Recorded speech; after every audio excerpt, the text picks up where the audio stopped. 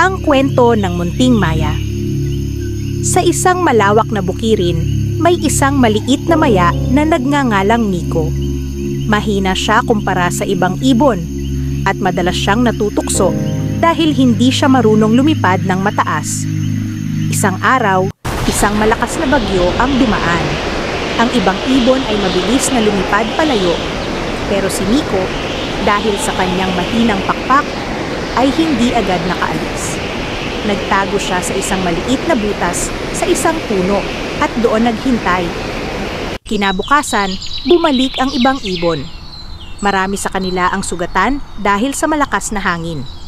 Samantalang si Miko, ligtas at walang galos. Doon niya natutunan na minsan, ang kahinaan mo ay maaaring maging kalakasan mo sa tamang panahon. Hindi sukatan ng tagumpay ang bilis, kundi ang tibay ng loob.